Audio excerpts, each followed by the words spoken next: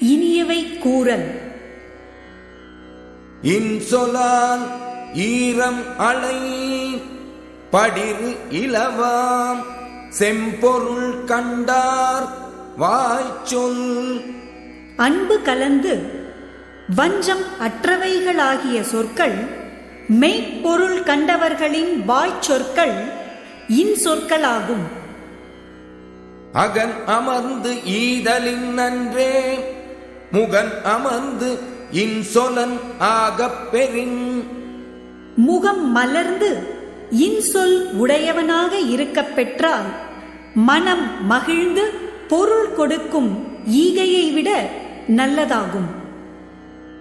முகத்தான் அமர்ந்து இனிது நோக்கி அகத்தானாம் இன்சொலினதே அறம்.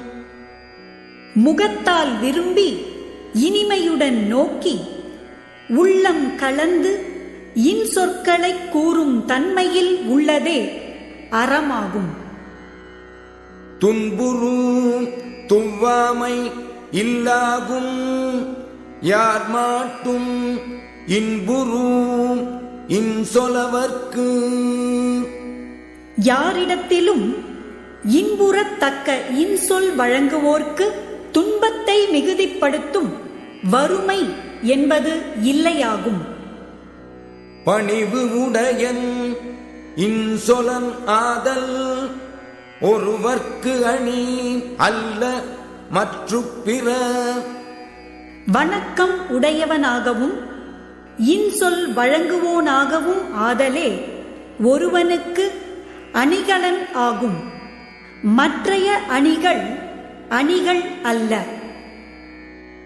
அல்லவை தேய அறம் பெருகும் நல்லவை நாடி இனிய சொலின். பிறர்க்கு நன்மையானவற்றை நாடி இனிமை உடைய சொற்களைச் சொல்லின் பாவங்கள் தேய்ந்து குறைய அறம் வளர்ந்து பெருகும். நயன் ஈன்று நன்றி பயக்கும் பயன் ஈன்று பண்பின் தலைப்பிரியாச் சொல். பிறர்க்கு நன்மையான பயனைத் தந்து நல்ல பண்பிலிருந்து நீங்காத சொற்கள் வழங்குவோனுக்கும் இன்பம் தந்து நன்மை பயக்கும். சிறுமையுள் நீங்கிய இன்சொல் மறுமையும் இம்மையும் இன்பம் தரும். பிறர்க்கு துன்பம் விளைக்கும் சிறுமையிலிருந்து நீங்கிய இனிய சொற்கள் மறுமைக்கும் இம்மைக்கும் வழங்குவோனுக்கு இன்பம் தரும். இன்சொல் இனிது ஈன்றல் காண்பான் எவன் கொலோ வன்சொல் வழங்குவது. இனிய சொற்கள் இன்பம் பயத்தலைக் காண்கின்றவன் அவற்றிற்கு மாறான வன் சொற்களை வழங்குவது என்ன பயன் கருதியோ?